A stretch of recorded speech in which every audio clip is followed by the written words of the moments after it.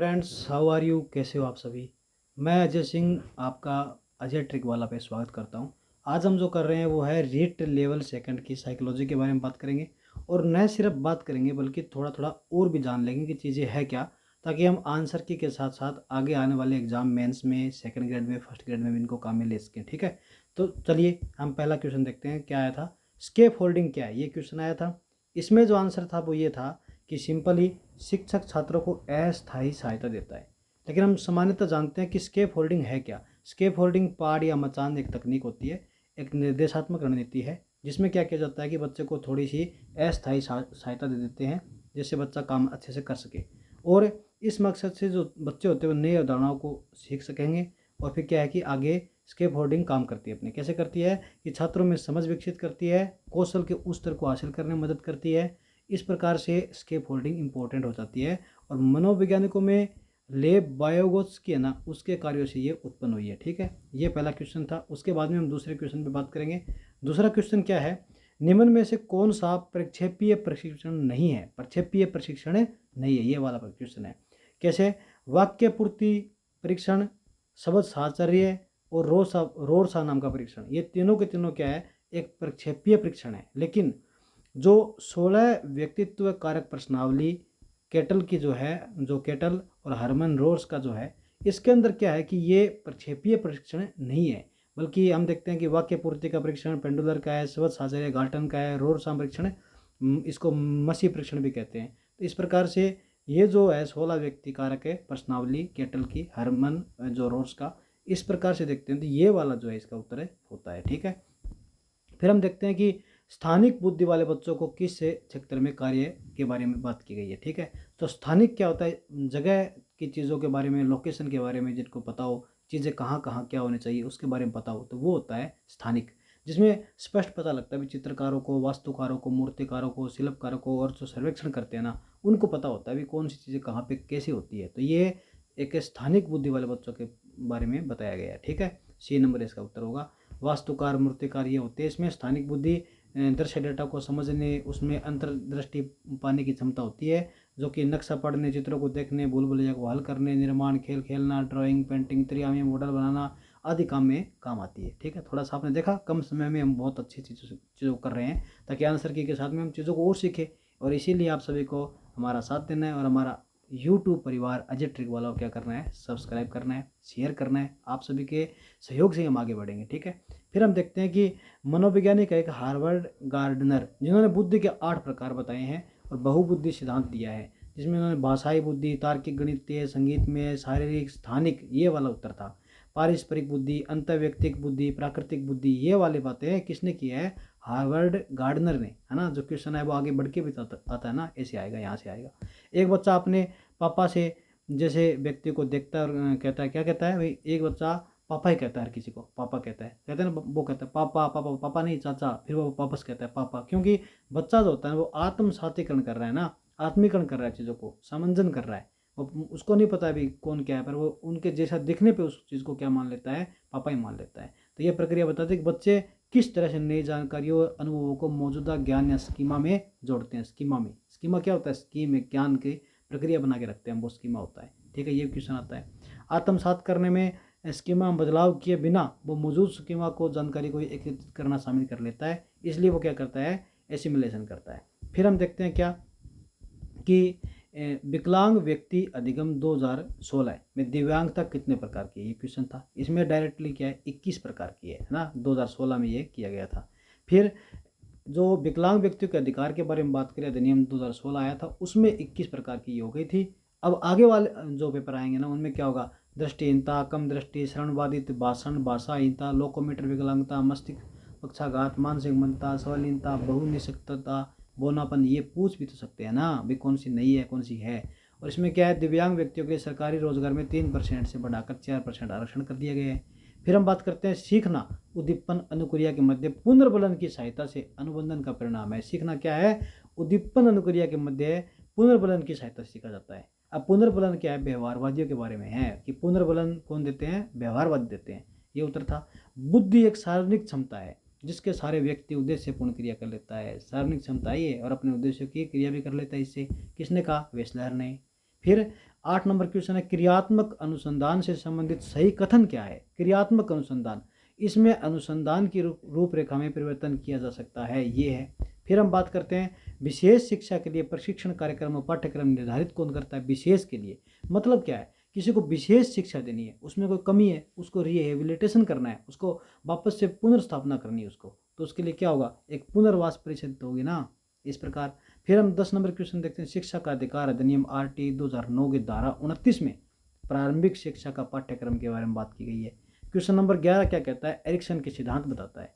इसमें एरिक्सन के सिद्धांतों पे क्वेश्चन आ गया था सेकंड लेवल में।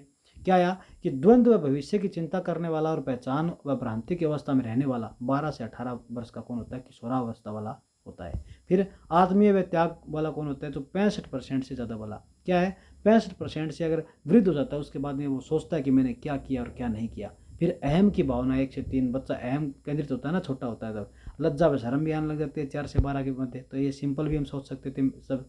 इसके बाद में एरिक्सन के 8 चरण हैं, जिन्हें विश्वास बनाम अविश्वास है, स्वायत्ता शर्म है, पहल बनाम दोष है, परिश्रम और हीनता की अवस्था है, पहचान भ्रांति है, आत्मीयता, अलगाव, जन्नात्मक स्थिरता, संपूर्णता बनाम निराशा। ये सब आपको आराम से देखना है, ठीक है, ताकि आगे आने वाले एग्जाम में आप अच्छे से काम कर पाओ।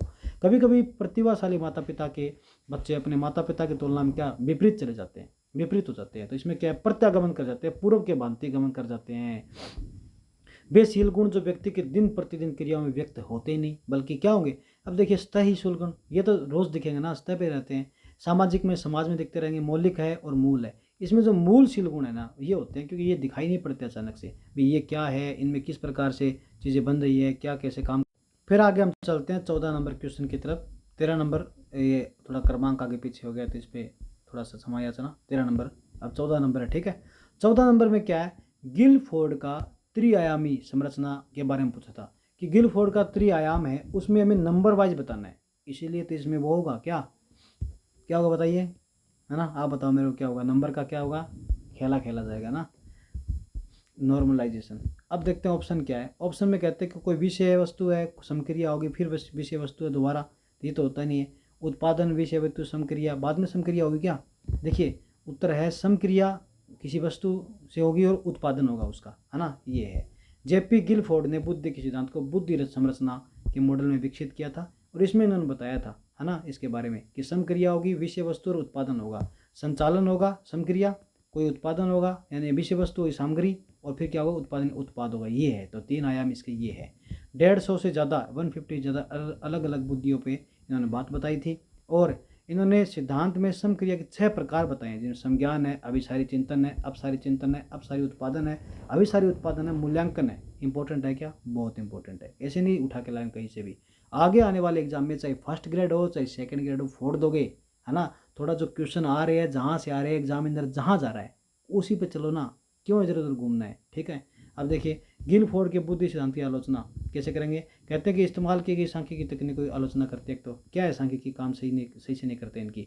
दूसरा, गिलफोर्ड जब डेटा सेट में सह संबंध सकारात्मक है, ये वाला मैटर पे इनकी क्या होता है, आलोचना होती है इनकी। फिर 15 नंबर क्वेश्चन है भाषा विकास में बालक के लिए नकारात्मक बिंदु क्या है। भाषा विकास के अंदर भाषा सीख रहा है बच्चा, अब उसमें माता पिता एकल परिवार में चले जाते हैं, समाज में रहता, समाज बड़े परिवार में रहता, संयुक्त फैमिली में, तो सबकी भाषा अलग अलग होती है, अलग अलग जगह से चाची आई हुई थी, दादी आई हुई थी, दादी की बहन आई हुई थी, अलग अलग भाषा सीखता ना।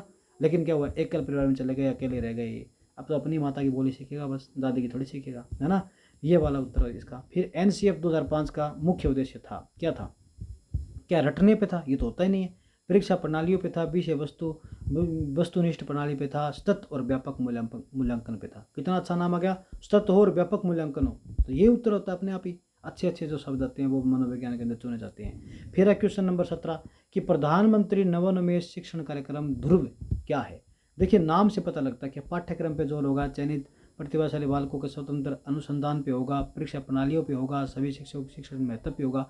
तो देखिए एक तरफ तो लगता है शिक्षकों की बात आ गई, ठीक है, परीक्षा प्रणाली पे होगा, ये शिक्षक ही करते हैं, पाठ्यक्रम पे जोर होगा, तो ये वाला मैटर भी, ये तीनों एक जैसी सी बात है, ये आंसर नहीं होगा। यहाँ से अनुसंधान भी निकल आता है अगर ध्रुव के बारे में पता नहीं है तो भी। फिर हम देखते हैं 18 नंबर में वृद्धि और विकास किस पर निर्भर करते हैं। तो वृद्धि और विकास दोनों किस पर निर्भर करते हैं, अधिगम पे और परिपक्व होने पे। परिपक्वता आ गई और अधिगम हो रहा है अच्छे से, तो है ना, इससे होगा ना आगे भी बढ़ोतरी। फिर क्या है 19 नंबर क्वेश्चन है यूरेका क्या है। अब नाम यूरेका है और एक नाम था समस्या का समाधान, है ना। और ये क्या कर रहे हो, समस्या का समाधान कर रहे हैं, है ना। मात्रात्मक मूल्यांकन की विधि क्या है, वस्तुनिष्ठ विधि है, सब्जेक्टिव है।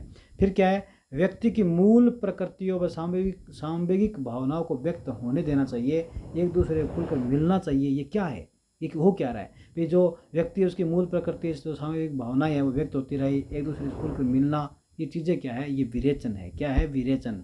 फिर 22 नंबर क्वेश्चन है, सुमेलित कीजिए। क्या कीजिए, सुमेलित कीजिए।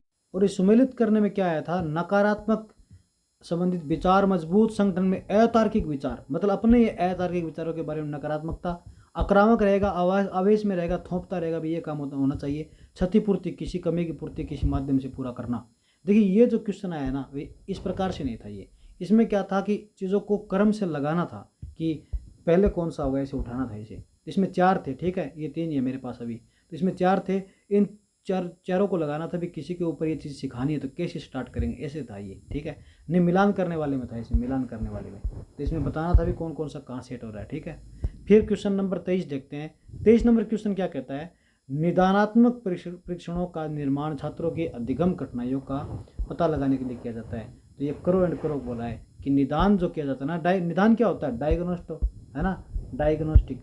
डायग्नोस्टिक क्या होता है, हम देखते हैं ना, जो रिपोर्ट होती है, जो हम करवाते हैं, हम पसंद नहीं करते रिपोर्ट करवाएं, डायरेक्ट दवाई लेना चाहते हैं, तो जो रिपोर्ट होती है ना, वो डायग्नोस्टिक होती है, चेक करती है भी कहाँ दिक्कत कहाँ आ रही है, फिर उपचार करते हैं। तो जो निदान करना है तो वो क्या है, करो एंड करो कहते हैं इस बारे में। फिर संकल्पना मानचित्र में शिक्षक किस प्रकार मदद करता है, सह संबंध के रूप में मदद करता है संकल्पना बनाने में। फिर सृजनात्मकता की विशेषता नहीं है, इसमें नवीन और खुले विचार होते हैं, अहम भारी केंद्रित होता है, सृजनात्मक बुद्धि परस्पर संबंधित होती है, सृजनात्मकता क्रियाशीलता को अलग नहीं करता। तो इसमें जो है 2 आंसर फिलहाल सुनने में आ रहे हैं, एक तो ये कि इसमें नवीन में खुले विचार होते हैं। तो आप बताइए भी ये वाला आंसर आपको ठीक लगता है क्या, ठीक है, ये आपको बताना है। मैंने इतने सारे किए, 26-25 क्वेश्चन हो चुके हैं हमारे, ठीक है। तो हमने 25 क्वेश्चन इसमें कर लिए, बहुत इंपॉर्टेंट थे, जिसको हम बोल रहे हैं कि सामाजिक जो अपना SST हो उसका सेकंड जो लेवल है, सेकंड लेवल का, इसके अंदर ये मनोविज्ञान आई थी। जो भी सेकंड लेवल के अंदर तैयारी कर रहे थे उनके लिए ये मनोविज्ञान थी। तो लेवल 1 की मनोविज्ञान बहुत हार्ड लग रही है, जो 27 फरवरी को आई थी। तो इसके लिए नॉर्मलाइजेशन होगा, नंबर भी इसके बढ़ेंगे, है ना। तो फर्स्ट शिफ्ट वालों के, तो इस प्रकार से, मतलब फर्स्ट शिफ्ट किसे बोल रहा हूँ, SST की। तो पहले 27 तारीख को जो सेकंड शिफ्ट हुई थी SST की लेवल 2 की, उसके अंदर ये मनोविज्ञान है जो फैक्चुअल थी। तो इसका नॉर्मलाइजेशन होना वाजिब है और होगी भी, ठीक है। तो आप घबराइए मत, आपके जितने भी नंबर बन रहे हैं उनमें आप आगे बढ़ते रहिए, मुख्य परीक्षा की तैयारी कीजिए, और हमारे चैनल को, अपने चैनल को मिल करके आगे बढ़ाने के लिए सब्सक्राइब कीजिए, शेयर कीजिए, और इस वीडियो को ज़्यादा से ज़्यादा शेयर कीजिए ताकि हम और आगे बढ़ सकें। धन्यवाद, ठीक है। मैं अजय ट्रिक वाला से अजय सिंह आप सभी को धन्यवाद कहता हूँ। प्रेम भरी राम राम।